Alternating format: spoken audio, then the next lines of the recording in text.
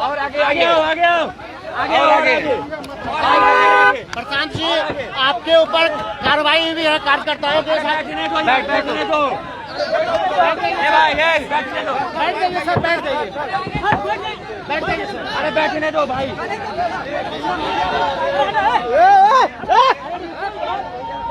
प्रशांत जी, अरे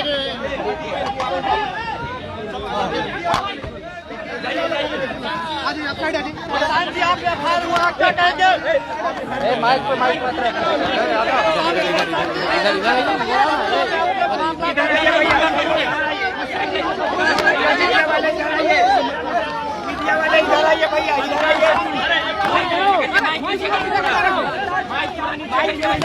भैया मीडिया बंद भैया।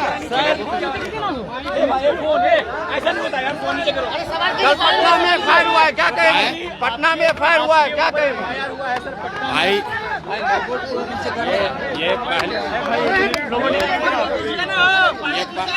ये पहली बार एफआईआर नहीं हुआ है। बिहार में 94 लाख गरीब परिवारों के साथ धोखा हुआ है।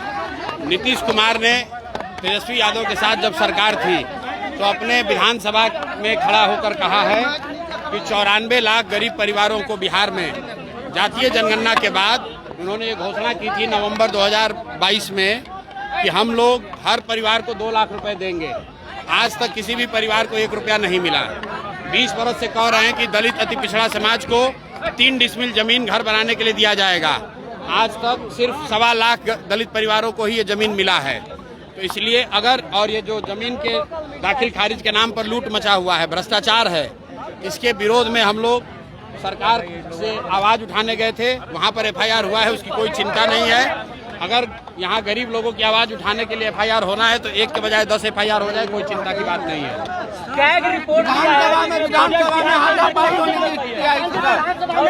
विधानसभा में हाथापाई की स्थिति आई है सर। विधानसभा में कल हाथापाई की स्थिति उत्पन्न हो गई, कैसे देखते हैं?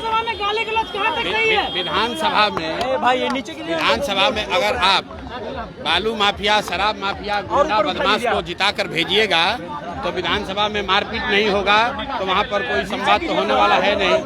ऐसे लोग को चुनकर जनता भेज रही है जिनको ना भाषा का ज्ञान है, ना विषय का ज्ञान है, तो सदन में जाते हैं और जनता का आवाज उठाने के बजाय वहाँ गाली गलौज करते हैं। और वो कल बिहार की जनता ने कल देखा है कि चाहे पक्ष हो या विपक्ष, दोनों का भाषा, दोनों का बात करने का तरीका, गाली गलौज, यही बिहार की राजनीति का संस्कृति बन गया है। और इसी को हटाने के लिए तो जन सुराज की व्यवस्था बनाई जा रही है।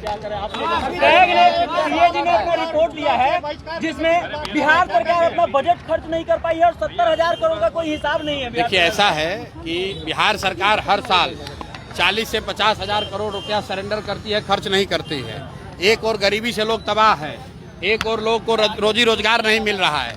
सरकार कहती है हमारे पास पैसा नहीं है, और दूसरी ओर 50,000, 40,000, 60,000 करोड़ रुपया ये सरेंडर कर रहे हैं।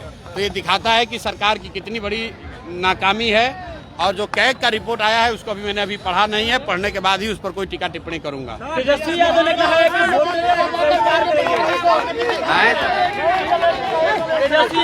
कि चुनाव का बहिष्कार करेंगे, क्या कहेंगे इस पर? भाई, हर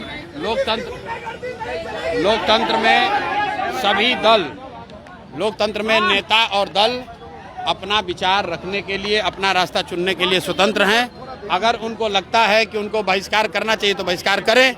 ये धमकी देने की गिदड़ भभकी क्यों दे रहे हैं? बहिष्कार करें, इसमें कोई बात नहीं है, उनका निर्णय है। विधानसभा में कितना बदलाव कर पाएंगे जनसुराज? हैं? विधानसभा चुनाव है, लोगों का जिस तरह समर्थन मिल रहा है, कितना बदलाव कर पाएंगे? लोगों का समर्थन जनसुराज के लिए नहीं है, लोगों का समर्थन बदलाव के लिए है। लोगों का समर्थन बिहार में उस राजनीतिक बंधुआ मजदूरी को खत्म करने के लिए है, उससे आज़ादी के लिए है जिसमें लालू के डर से भाजपा और भाजपा के डर से लालू को वोट देना पड़ता है। बिहार में ये समर्थन इसलिए है कि बिहार में एक नई व्यवस्था बने जहां बच्चों के लिए शिक्षा हो, यहाँ से पलायन बंद हो, बच्चों को यहीं रोजगार हो, भ्रष्टाचार खत्म हो। ये समर्थन जनसुराज के लिए नहीं है, प्रशांत किशोर के लिए नहीं है, ये बिहार में एक नई व्यवस्था के लिए समर्थन है। और इसीलिए आप ये जन सैलाब देख रहे हैं।